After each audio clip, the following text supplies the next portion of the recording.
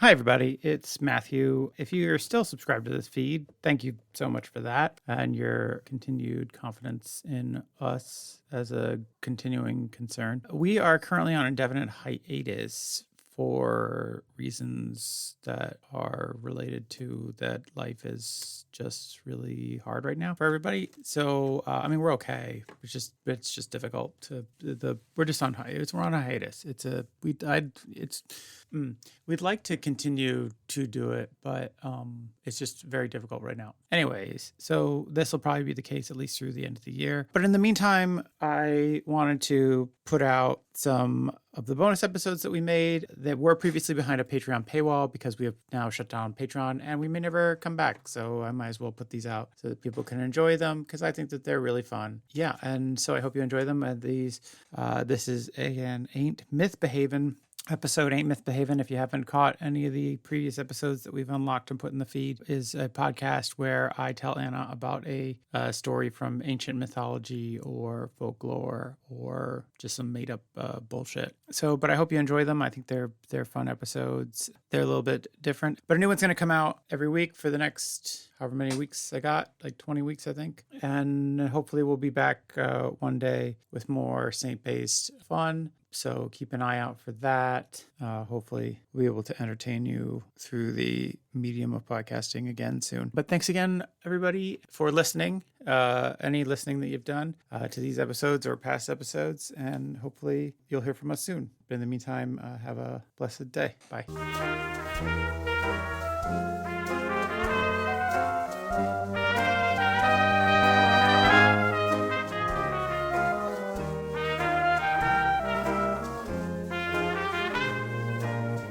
Hi, everybody, and welcome to the first episode of our Patreon sideshow, Ain't Mythbehavin. This is a podcast where we look at the lives of people from ancient mythology. Sometimes it might be Greek or Roman, or sometimes it might be Mesopotamian or even Jewish or Christian. We'll just kind of dive in and talk about it. This kind of works in the opposite way from our normal podcast because I'm the one who did all the research. For once. My name is Matthew Shadorn. I'm the researcher today, and I am joined, as always, by my co-host, Anna Domini. You're going to have to say friend now because I'm not the researcher. Well, I could say something like just co-host and general deadweight.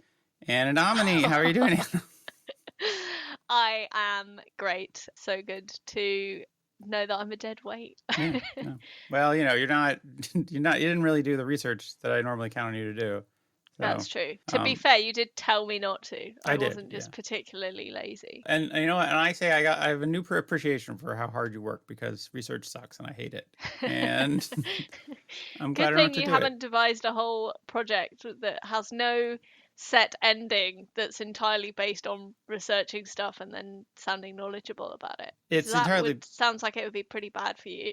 Yeah, well, it's entirely based on somebody else researching, and I see. This is the only reason you're keeping me around. This was my ideal format for that. I was like, I want to talk about saints, and then I was like, I don't want to look up stuff about saints. What if I got someone? Who do I know? If I got someone else to look them up. And then you asked 6 people and they all turned you down, and then you asked me. That's not true. I only asked 2 people and they turned me down. Wow. But yes, so this is a podcast about legends from people who are bold yeah. claims there. So, Anna, have you done anything particularly heroic or mythological this week? This month? Well, I got I wouldn't say it was particularly mythological, but it was very silly. So we're recording this on the 3rd of January, right, 2021, and I'm still a little bit hungover from New Year's Eve. That was just alone in my house with my partner and playing games on Zoom. And at 1 minute past midnight, I decided to text my siblings, and I was so excited to tell them Happy New Year that I just sent them a message saying, Happy Christmas, everyone! Oh my gosh. I mean, it's not the most silly thing that I'm proud of having done when I'm drunk. That was, in fact, about 2 years ago at a music festival. Okay. There was someone dressed up as Pikachu in the crowd, and for some reason in my drunken state, I tried to rugby tackle them. And my boyfriend like held me back and was like, "What are you doing?" And I was like, "Gotta catch them all." Which, when he told me that I said that the next day, I was like, drunk me is better than sober me. Right. It's either you're going to be like, and I tried to stuff him in a small metal ball. He's dead now. I mean, if I did, I have no knowledge of it, so Yeah. I'm off the hook there. You just threw a metal ball at his head and What the fuck, man? I'm sorry, I thought you were a Pokemon. I thought you were somebody else that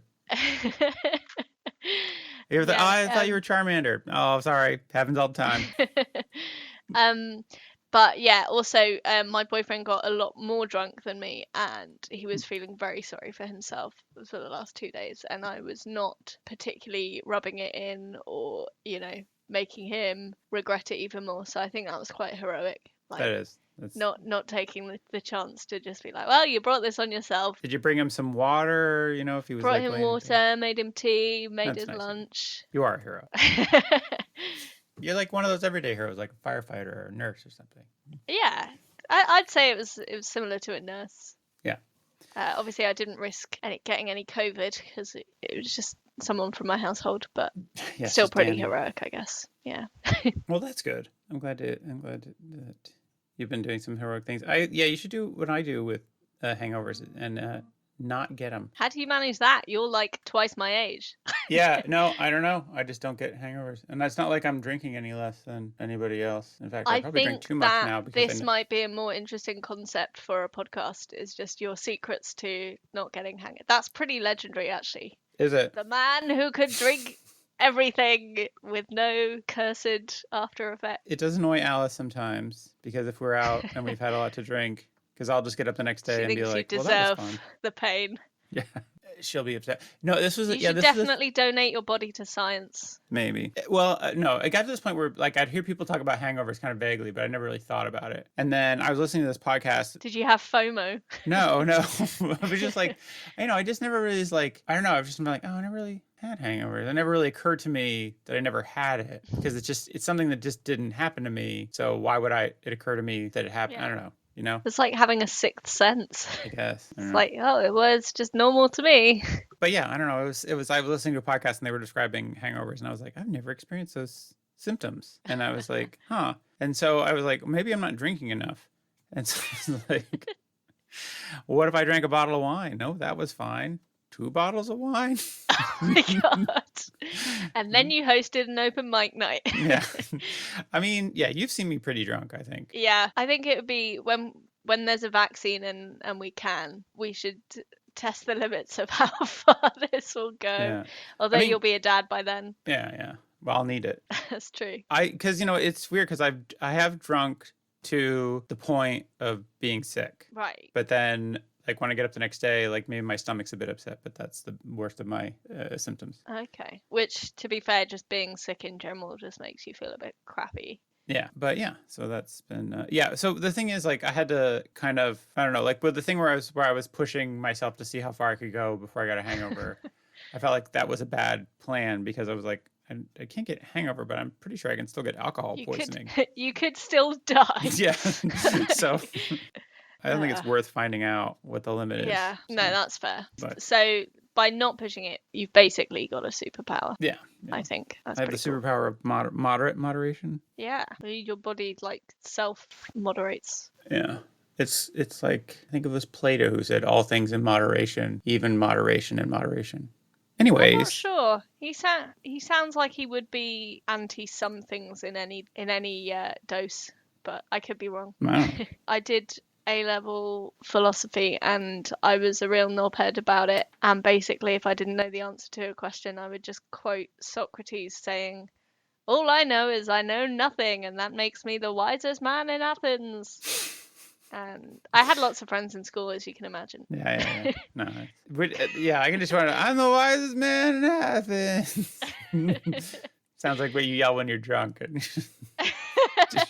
just running around with a sheet on, like a toga. Throwing metal balls at people. Yeah. Anyways. Is there any connection here to anything you're going to tell me about? Not really, no. Okay, I don't know, but these guys are... Change the subject entirely then. So wait, here's the part where you say, Matthew, it's January. What mystery? Is it tied to a time or a day or? Well, this one actually kind of was. Oh, okay.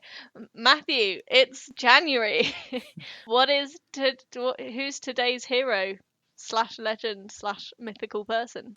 Creature? Yes. Today is actually two mythical people. It is Castor and Pollux. Oh. Maybe you've heard of them? I have not. Well, I picked them for January because the festival of Castor and Pollux is the 27th of January in the classic Roman festival calendar. Oh, okay. Are we going to be celebrating? I don't know. I haven't quite figured out what the festival of Castor and Pollux entails. I mean, that sounds like a hole in your research already, to be fair. I'm not. Again, this is my first time out. Now you know how difficult it is when you ask me questions that I haven't already answered. Yeah, it's like, haven't mentioned this because I do not know. Wait, let me see. No, it doesn't say. Okay. Well, yeah, maybe we should, for our next bonus episode, find out. Yeah. I bet there's drinking at this festival. That's a Roman festival. So we could combine it with our research as to your physical lack of limitations, and then we should celebrate it and film it, see what happens. Maybe. Anyways, so Castor and Pollux, for those who don't know, are twin brothers. No, I'm sorry. Castor and Pollux, or Pollux is called Polydeucus in Greek. Multiple dicks. Yeah. Pretty much. Okay. Is that why he was such a legend? No, so Castor and Pollux are twin half-brothers in Greek and Roman mythology, known together as the Hang on a second. Dioscuri. So does that mean they were in the womb at the same time, but with different dads? Yes. Okay. Cool. Nope, different moms. I mean, I guess... No. I don't think you understand how pregnancy works, Anna. Okay. I mean, that's quite a rare occurrence, isn't it? Yeah, it is a rare condition called heteropaternal superfundication. Okay. Expialidocious, if you know that. Nice. Wait, isn't the word fundament is to do with your butt, isn't it? No.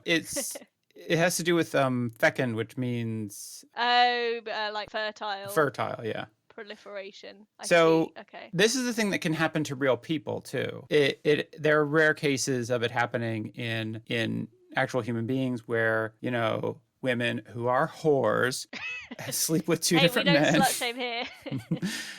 They sleep with two different men and they somehow get both, like, two eggs inseminated. So, Interesting. It is. I didn't realize that you could, presumably, they wouldn't literally get pregnant exactly at the same time. So I didn't know you could get pregnant, while already pregnant. Yeah. No, you can. It happens. So in 1982, twins were born with two different skin colors were discovered to be conceived as a result of heteropaternal superfundication. A Chinese woman was in 2019, which is 2 years ago now.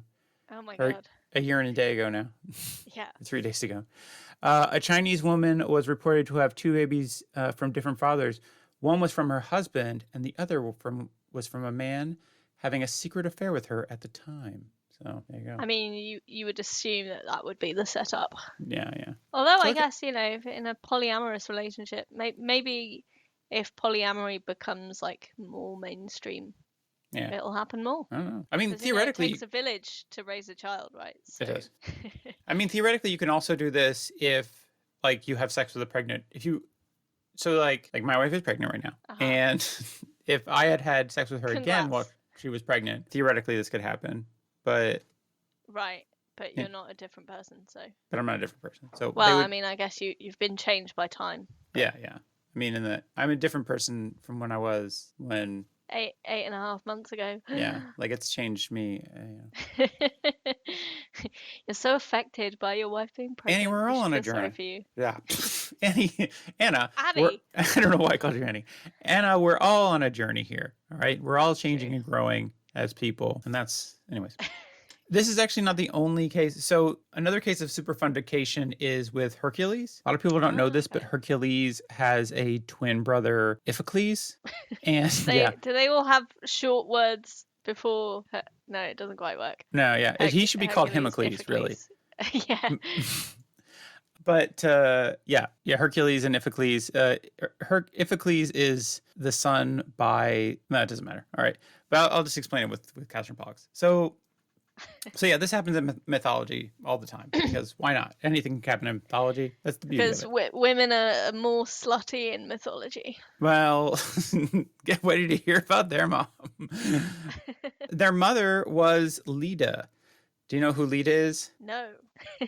Okay, get ready for I signed up to talk about saints. Yeah, okay. Well, Leda is a classic character from Greek mythology, and by classic I mean I don't know what I mean. Notorious. Yeah, you've heard of her. There's a lot of art dedicated to her. Okay. Leda was a Spartan queen. Uh-huh. And she had sex with Zeus. Right. While he was. Who didn't, to be fair? Yeah, I mean, Zeus got around.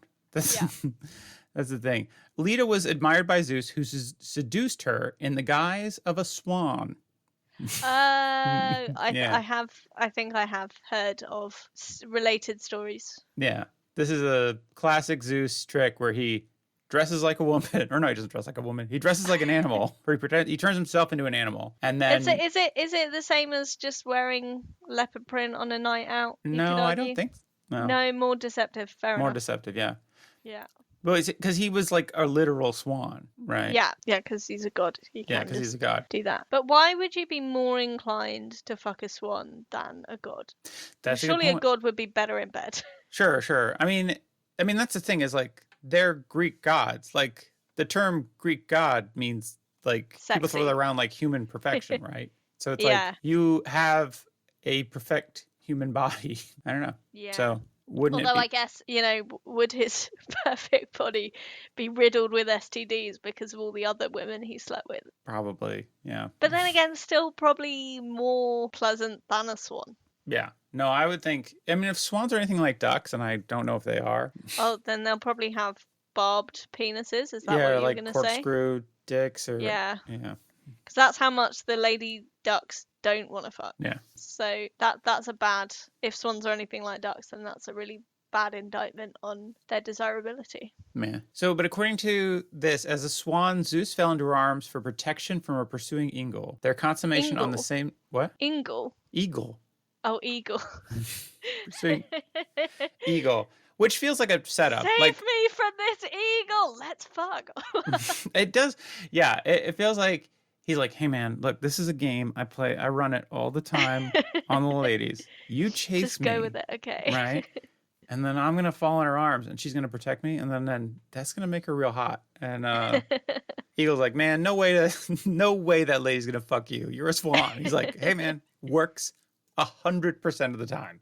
I'm telling you. Yeah, it's questionable. It seems it's such a weird bit of mythology that, Zeus keeps changing himself into different animals, because I think there's another example where he turns himself into a bull. And I mean, they're better known, I think, for being fertile.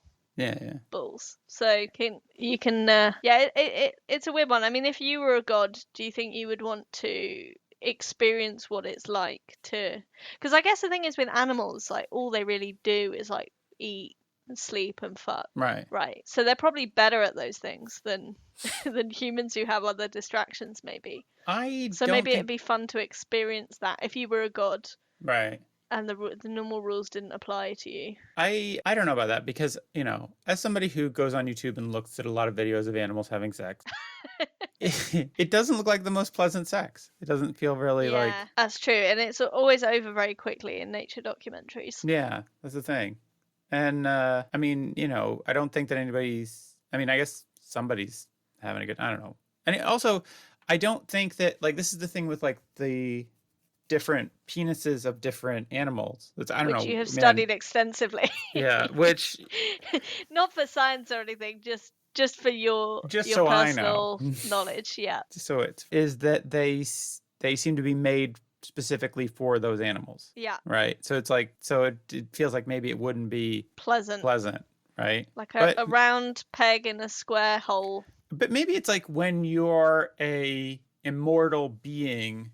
who is pretty much all powerful. At some point, you're just like, I don't know, let's try this. I It's had the like craziest thought. it's like people wanting to be tied up.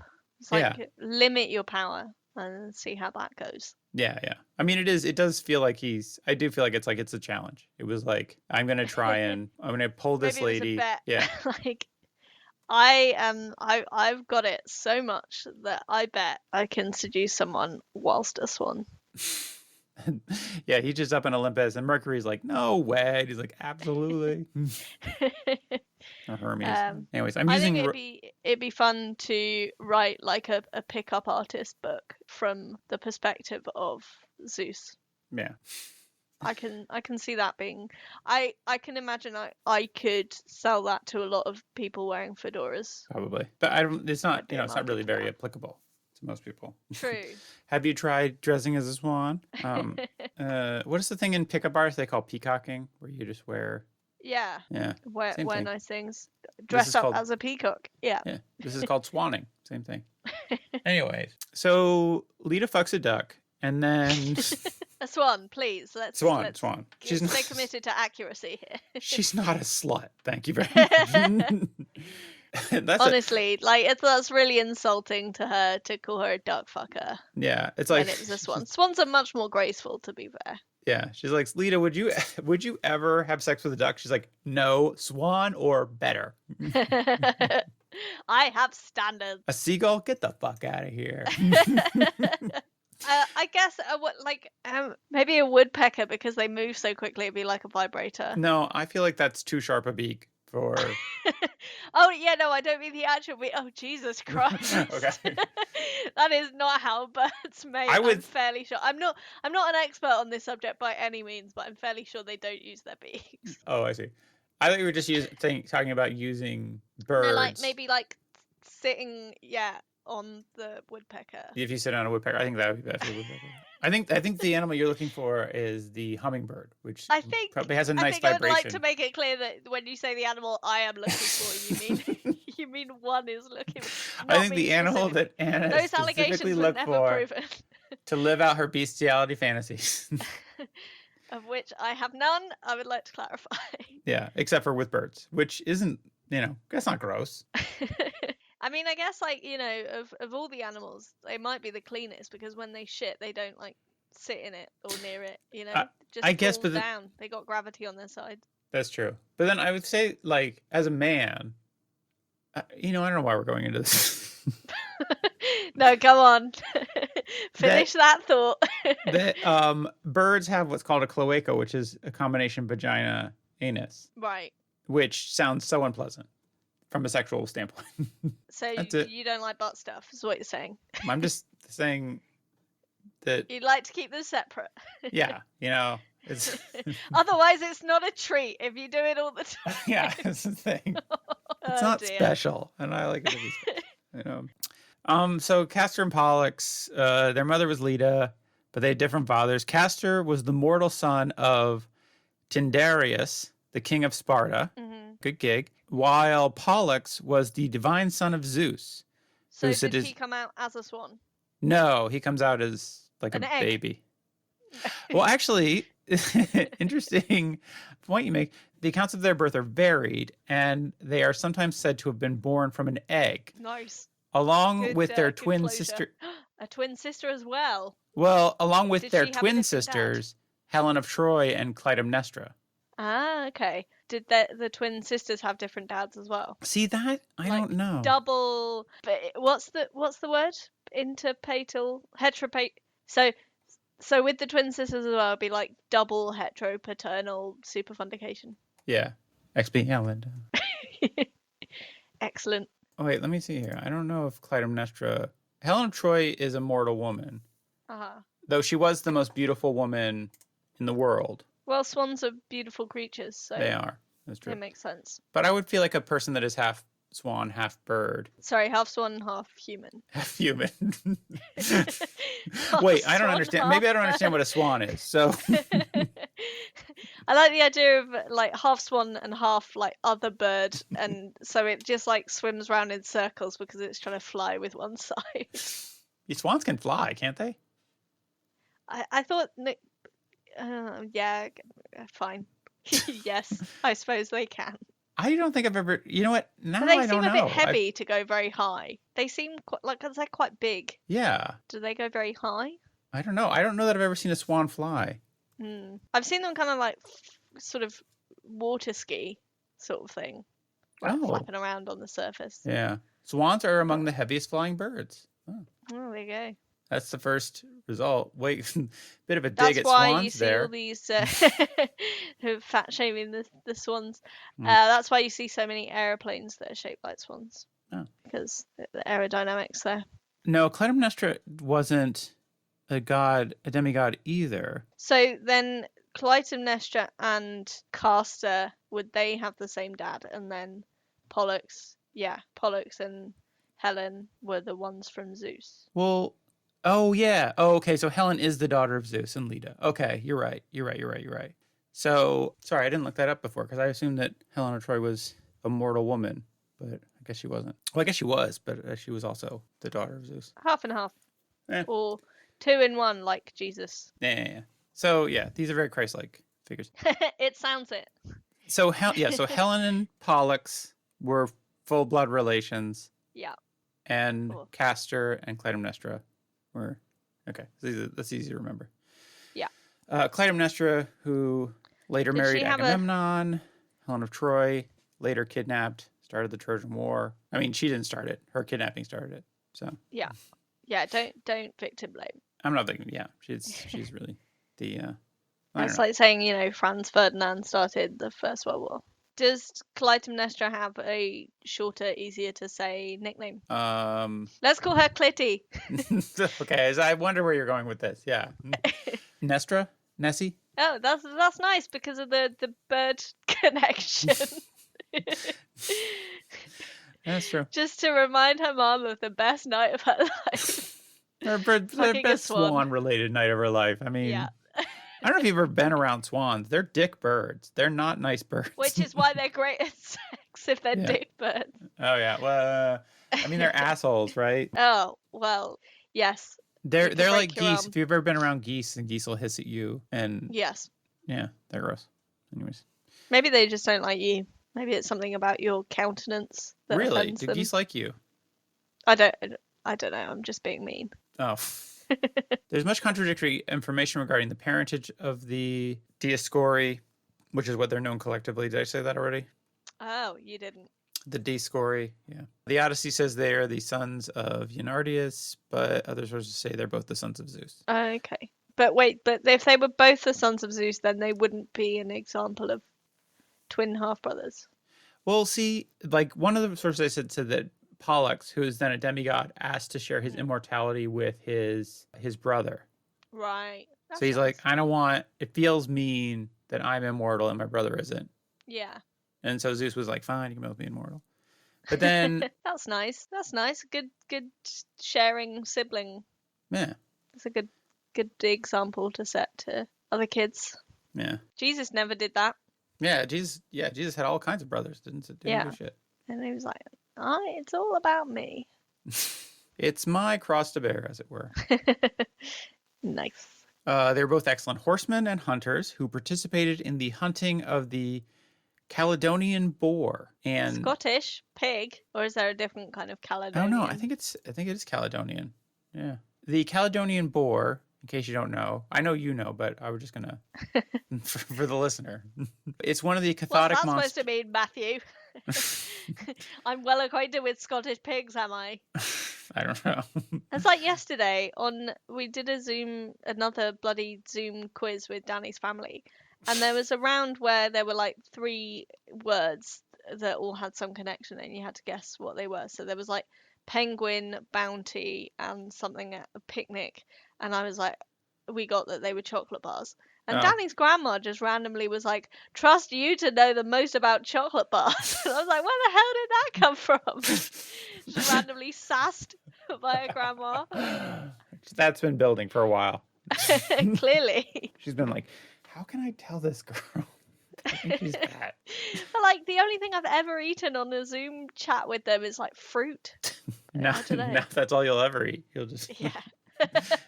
And tears. Yeah. I'm just eating celery and drinking water. Am I beautiful enough for you, Grandma? So yeah, sorry. That was just a thing that happened to me that I thought okay. was slightly relevant. So the boar is a monster of ancient Greek mythology. It's what's called a cathodic monster, which is a kind of monster of the underworld that is set into a specific location. So it's a way that the gods punish people by like saying like, all right, this monster is yours and don't do it again. Right. Whatever they did. Okay, so it's like they have to tend it? No. So the reason that the boar was there was because the king at the time, King Onius of Calydon, Oh, okay. an ancient city in central West Greece north of the Gulf of Patras, held annual harvest sacrifices to the gods on the sacred hill. One year, the king forgot to include the great Artemis in his offerings. Insulted, Artemis loosed the biggest, most ferocious wild boar imaginable on the countryside of Calydon. Seems legit.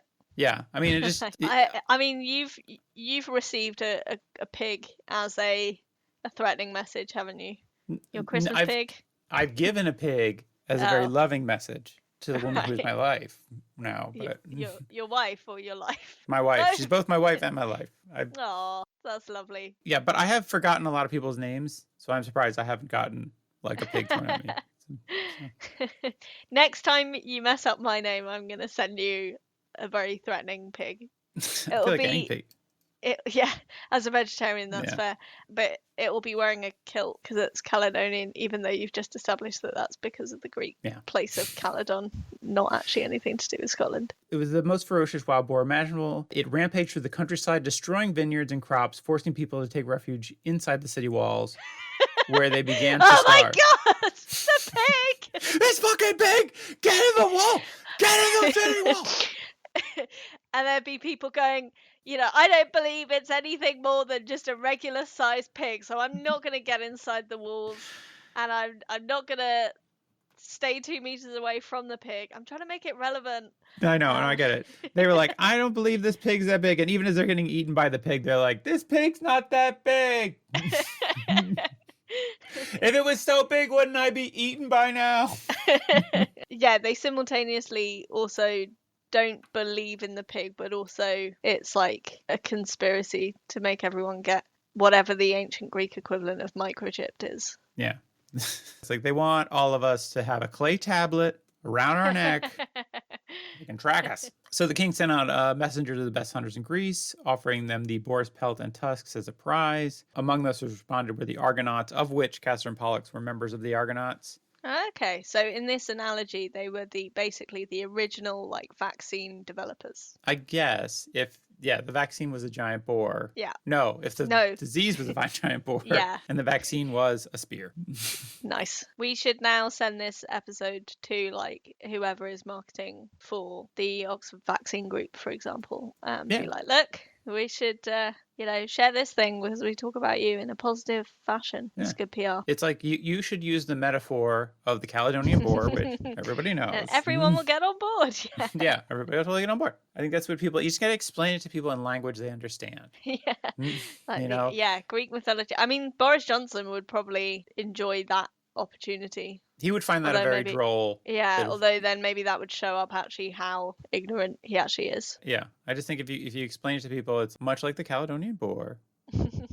Ravaged the countrysides of Greece. Yeah. Oh, it's true because it's causing food shortages and everything. It's a very good analogy. And it's affecting people, people who can't get inside the city walls, it's affecting them differently. Than the privileged people who are inside the city wall. But it's interesting because they did, whoever was in charge wasn't like, well, let's have a tier system. So we have city walls, but then this area can just have a straw fence. Yeah, just a low fence. I mean, hang on, why isn't this working? It's more like we'll have a city wall, but then there'll be a big gate in it, just a big open door. Yeah, but it's closed at 10 p.m. Yeah. What if we have one boar-sized door in the wall? I just think, for the economy, you know? To boost morale, Yeah. in fact. So, bring families together for just a little bit, even though that flies in the face of science and health. Yeah. Okay, we've taken this as far as it'll go. Let's move I on. guess. Yeah, I don't know. I got no more bored jokes. We're starting to bore our audience. There it is. Yeah. Anyways, so they were included in this hunt. It's a whole big thing. Most notable, the huntress Atalanta. Atlanta. No wait, Atalanta.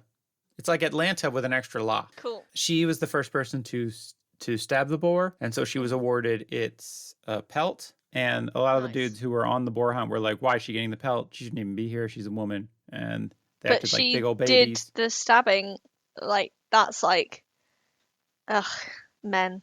Yeah. Am I right? Yeah. No, totally. Men who are just like, they don't want women in men's spaces, and then they throw a big hissy fit. And thankfully, that's just something relegated to mythology. Ancient Greeks, yeah. Nice. Never happened again. So they did that. That was one of the fun things they did. They also were members of the Argonauts. Wait, so what was, so they tried to hunt it and failed? No, they succeeded. They killed the boar. But it was like, so she got the pelt because she stabbed it first. Yeah. And then they like finished the job. But they were there. No, they didn't finish the job either. So what was their contribution? It's big. They were cheering on Atalanta. I just like the idea of this boar hunt. I think it's fun. Castor and Pollux were there, but then the other thing is like they says were tangentially involved. Yeah. Somehow. Yeah. It's what's they were like people with the band T-shirts who've never actually like listened to the band. Right. It sounds like. But they're more like the guy from the Mighty Mighty Boss Tones who just dances. It's like, I don't know what you're contributing. I'm glad you're here, but I don't see that you're really contributing a lot to the success of this band. It's an event in mythology where a bunch of Greek heroes all show up at the same time. So who else is there, you say? Right. Okay. So Jason of the Argonauts is there. Iphicles is there. All your faves. Laertes is there. I think Odysseus is there. A bunch of people are there. So it's like the Super Bowl. Yeah, it's kind of like Avengers Endgame, but a boar hunt, you know? It's like they got all the heroes there for one big event, and they killed the shit out of a pig. Nothing brings people together like killing the shit out of a pig, to be fair. So they were also members of the Argonauts. They went and hunted the Golden Fleece, most famously. Nice. To go with the pig pelt. Yeah. Be a weird outfit. So, yeah, pretty great. But they did a bunch of stuff. I don't know. They had a bunch of adventures there. I think the only one that stands out is during the expedition of the Argonauts, Pollux took part in a boxing contest and defeated King Amycus of Bebryces. Who was he? A savage mythical people. Oh, he was the king of a savage mythical people in Byzantia. Okay. So these Castor and Pollux were colonialists, is what you're saying. Yeah, it does sound bad when you put it that way.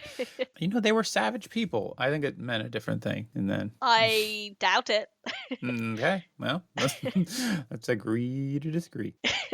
Let's see. Amycus was a doughty man, but a what? A doughty man? Doghty? Don't know that word.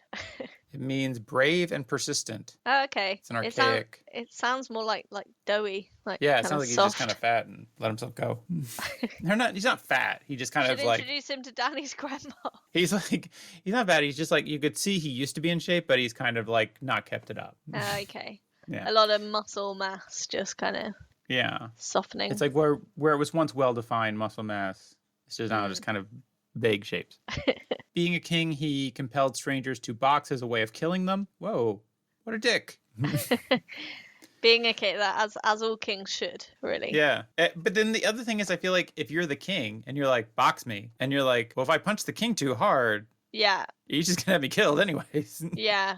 So I may as well just let him beat the shit out of me. Yeah. But presumably he told people to fight each other, not him. No? I don't know. It says well, the sentence is vague. It says he compelled strangers to box as a way of killing them. Oh, okay. So it may be he was really good at boxing and wanted to show off, or wanted to convince himself that he was good at boxing. Yeah. I thought it was like a kind of fight to the death situation. Yeah. But no, I guess it makes sense, because if one of them killed him, then it would be fight me, basically. Yeah. Which one was it? Pollux did, yeah. Okay. So it says, when the Argonauts passed through Byzantia, Amycus challenged the best man of the crew to a boxing match. Pollux undertook to box against him and killed him with a blow on the elbow. Wait, what?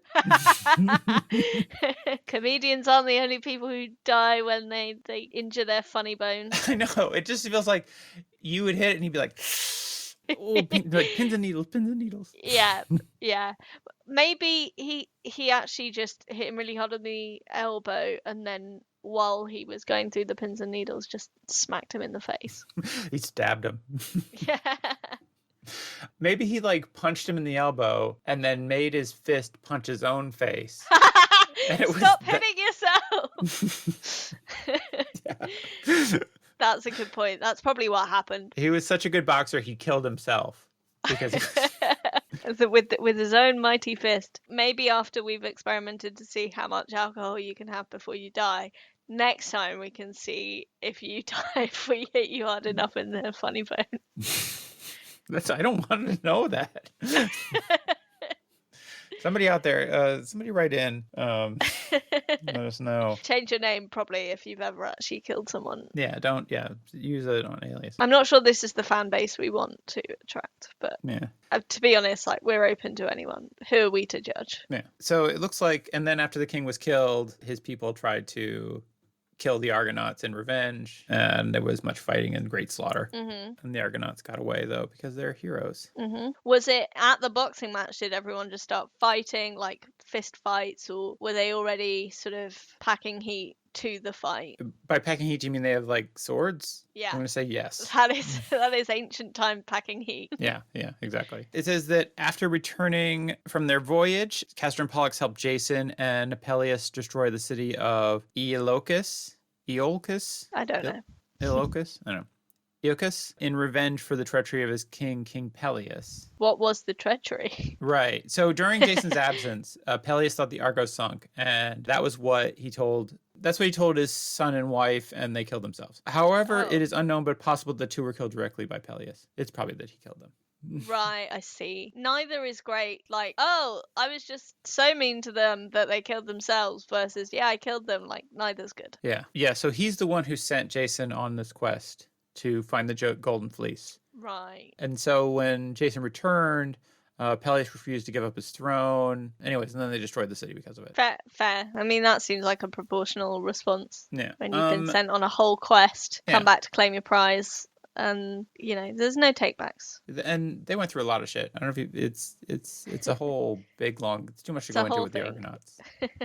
That will be next month. Yeah. So then the brothers went to Troy. When their sister Helen was abducted by Theseus, the half brothers invaded his kingdom of Attica to rescue her. In revenge, they abducted Theseus's mother and took her to Sparta. Which is where the original your mum joke came from. Yeah. I feel like it seems like a real dick thing to do, to kidnap somebody's mom because they did something. I feel like you're not the hero at that point. Yes. I feel like, any kind of kidnap, probably not heroic. I feel like heroic, I guess, in sort of more recent times, it'd be more like the kind of underdog. But in these times, it's more like, if you're a hero, it's not that you sort of came up from nothing. It's like you've already got quite high status at the time. By kidnapping someone, it's like they're sort of acting like tyrant. Yeah. I don't know. That's probably to cut that out. It wasn't funny. I mean, yeah, you're kind of a dick. It's because you're the son of a god. You're already a hero. It's like you've got that going for you. And yeah, you don't really need it. It's not necessary. Yeah. They probably could have worked it out some other way, like diplomacy or something. Yeah. No, they're bad at diplomacy in ancient mythology.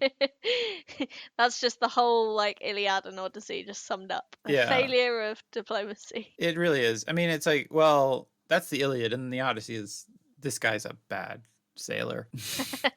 It took him 10 years to get home. Like, that's, I mean, I know it was ancient times, but the Mediterranean is not that big of a space that it should take you 10 years to get halfway across it, basically. So Castor and Pollux aspired to marry... Same woman. No, the Leucippades, which translates to daughters of the white horse. Uh-oh. They're actual swans women. Swans are not allowed to marry horses. No. This much I know. It's their dad who is Leucippus, which means white horse. Oh, okay. So they called him the white horse. Did he dress up as a horse to fuck someone? The daughters' name were Phoebe and Hilaria. I think we know what your child is going to be called now. Not Hilaria. Genevieve. Hilaria is very funny. Got a good personality, that one. But both women were already betrothed to the cousins of Castor and Pollux. Oh, is that how they met? Through their cousin at the engagement party? Were they cousins on the dad's side, like Zeus children, or? Yeah, they were the sons of their father's brother, Ephedius. Okay. So right. their father or stepfather and or stepfather, Tyndareus, had a brother named Apharius, and he had two sons. Because all names rhyme at this time. Don't all the names of your family rhyme? None of them do. Oh, really? It's my brother's name is Nat. I guess, really, no. Got a sister named Kat. Yeah, it's all like. I actually have a friend called Kat, and her mum's called Pat, and I didn't believe her when she first told me.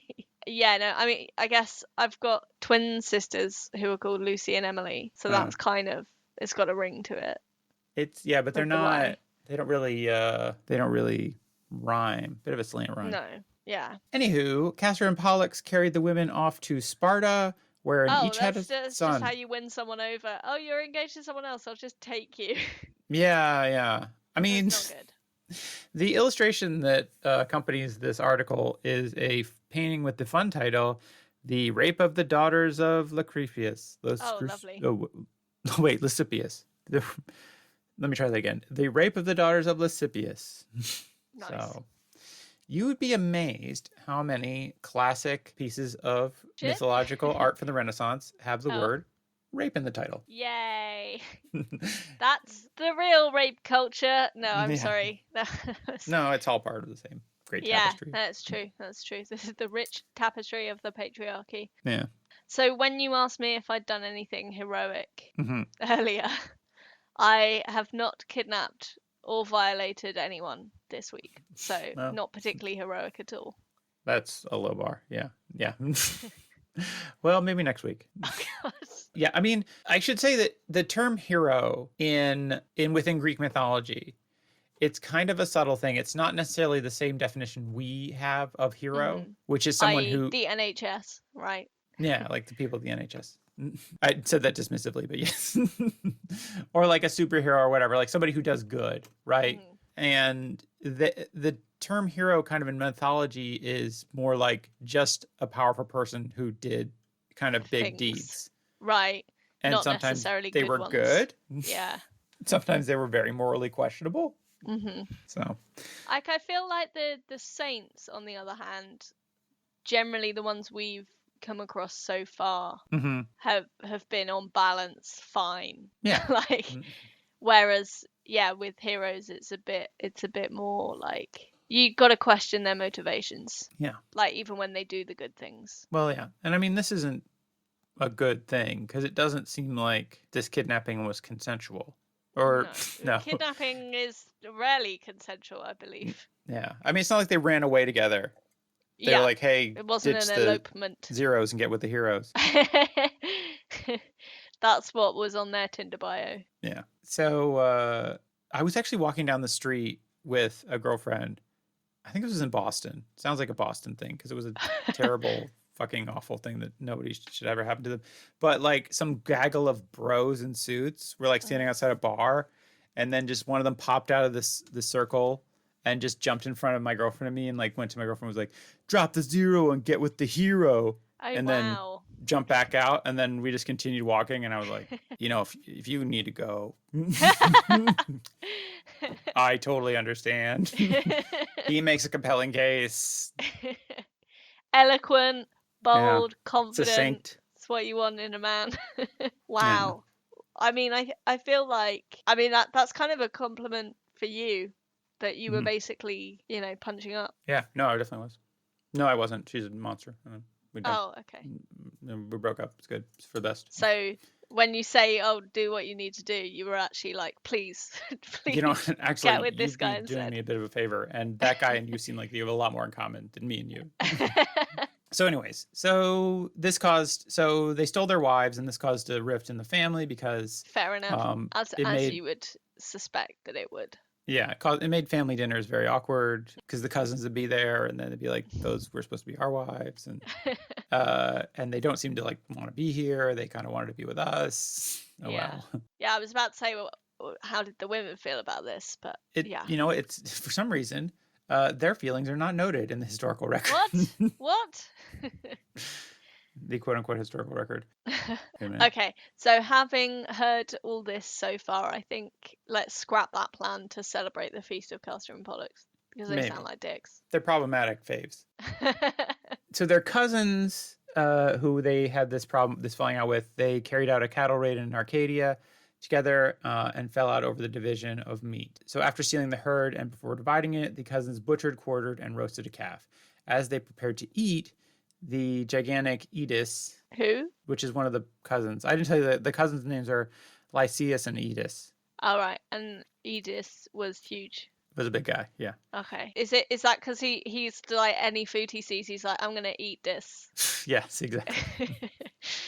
Sorry. Edis suggested... Right, so they fell out. So was that before they fell out over kidnapping their wives, or like they were already hostile? No, this is after the kidnapping, so this is a bit so it's blood. like, they did not make a good attempt to patch things up. No, they if anything, made it worse. Yeah, so they were like, oh, we're going to go steal this cattle together. Maybe this will be a fun thing we can do as a family. Yeah. It just led to more strife, They weren't really addressing the underlying issue. This is what happens when you go, like, when everyone just decides to go on a hunting trip instead of, like, to family counseling. Yeah. Basically. Let me see. As he prepared to eat, Edith suggested that the herd be divided into 2 parts instead of 4, based on which pair of cousins finished their meal first. Oh. So it's like an eating contest. He was like, let's contest over eat this. Yeah. Yeah. Castor and Pollux agreed. Edith quickly ate both his portions and Lycinus' portion. Castor and Pollux had been duped. I love that. But they allowed their cousins to take the entire herd, but vowed someday to take revenge. So it's just more bad blood. Surely, I would say by this point, they should just class it as even. Like, oh, we stole your wives, but you got us on the meat, so... I don't know. I feel like Castor and Pollux obviously have still done more wrong, but like from their perspective, if they wanted to like settle it, they should just have been like, you know what, we'll give you this one. Yeah, see, that's the thing, is I feel like Castor and Pollux are being dicks. You're right. They're totally being dicks about this. And they could get it out. But I feel like also it might be the case that the cattle was worth more to them than women were. Oh, that's sad. So probably true. Sometimes later, the cousins visited their uncle's home in Sparta. I mean, to be fair, Matt, sorry, just to go back to that. To be fair, how long have you been a vegetarian? 22 years. And do you not have memories of like steak that you would leave your wife for? Like, because steak is bloody good. Like, I'm a flexitarian, but I lapse for steak more often than I would care to admit. Yeah. It's so delicious. I don't know. I thought about it because like on our 30th, like Alice is pretty much a vegetarian. And on her 30th birthday, she was like, well, I'm going to have a steak because it's my birthday and whatever. Special occasion. Was it like an ethically reared one? Probably not. I don't know. And then I was like, oh, maybe on my 40th birthday, you'll have a steak. I'll have a steak. Well, I was like, well, I'll have seafood because I really like seafood. But then the day came and I was like, no, I don't really want to. So I'm kind of over it. So maybe on your 50th. Yeah, maybe. We'll see if I live that long.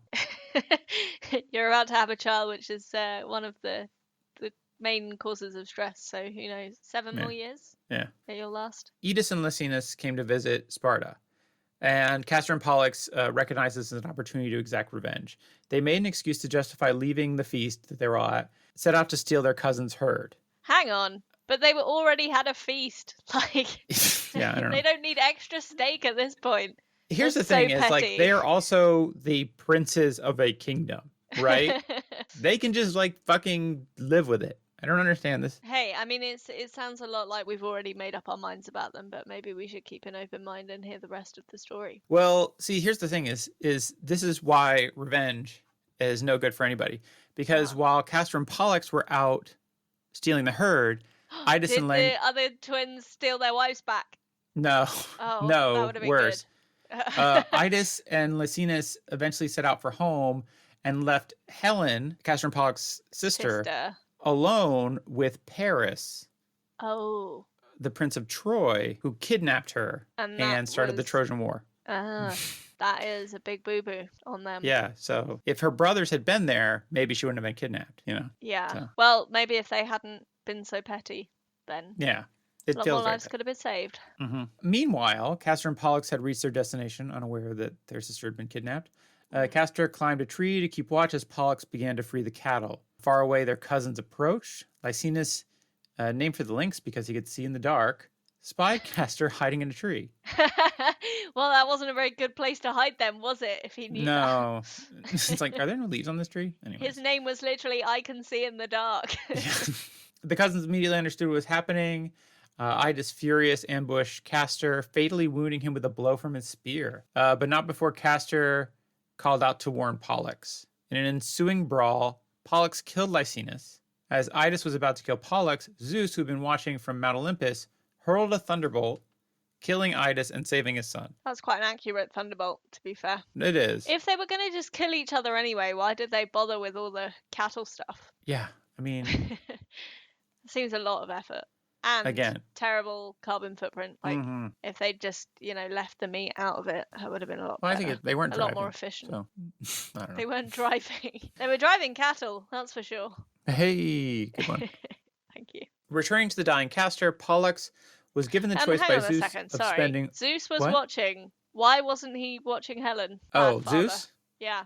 I don't know. He cared more about them. Because Helen was his kid too. Presumably, and the brothers presumably could fend for themselves ish. Yeah. So he sounds like a negligent dad. Mm-hmm. I guess Zeus was probably pretty deadbeat dad. Yeah.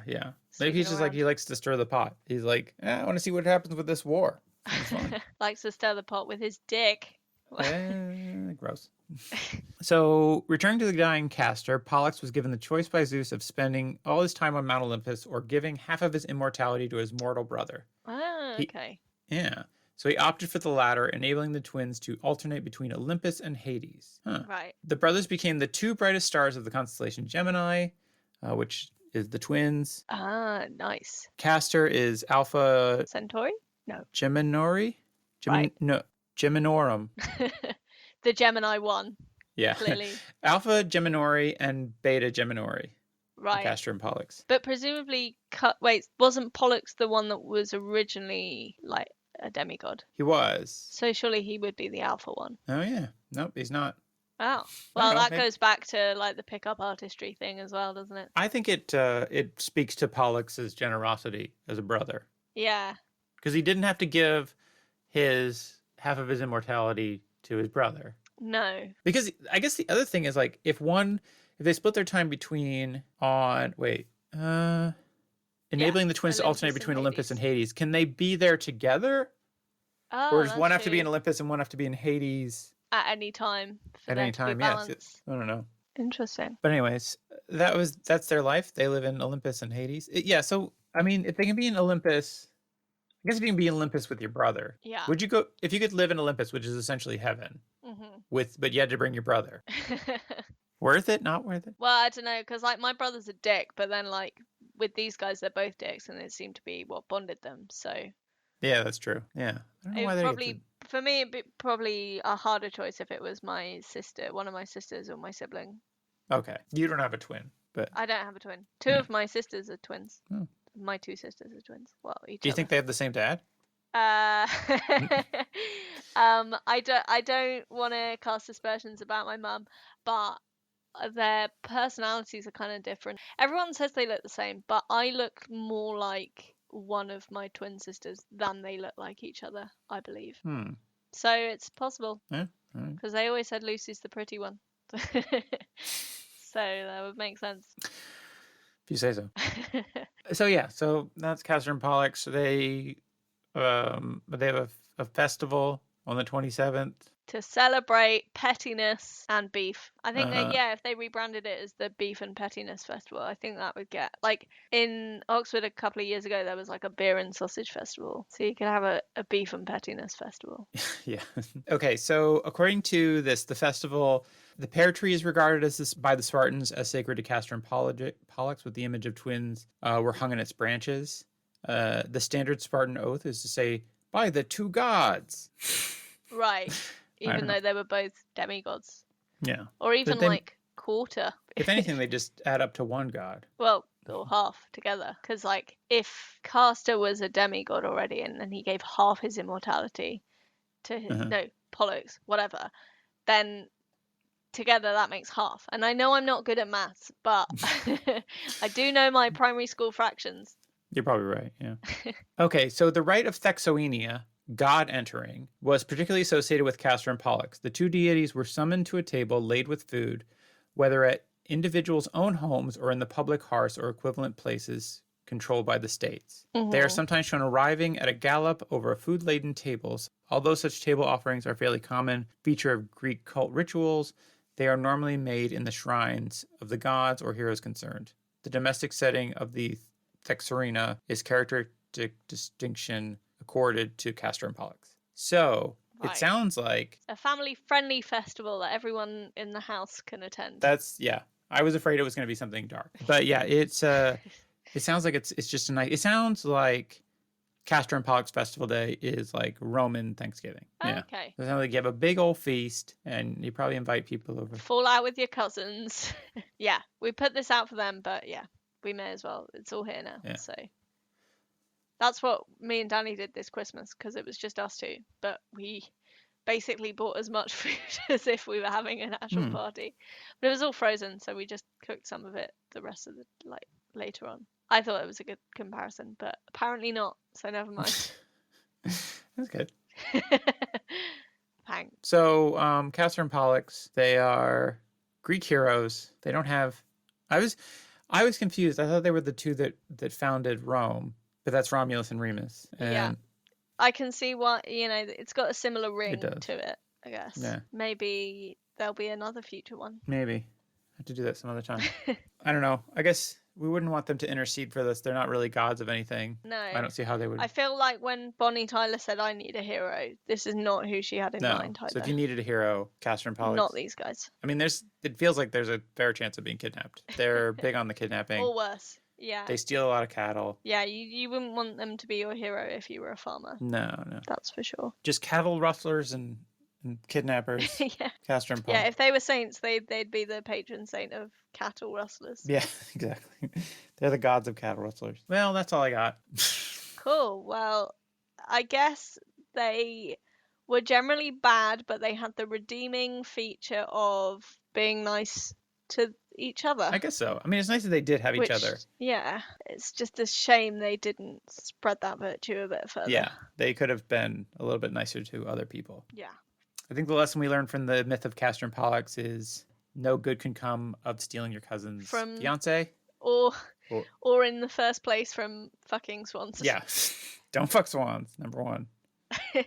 That's a long conversation you're going to have with your husband, and it's not going to be fun.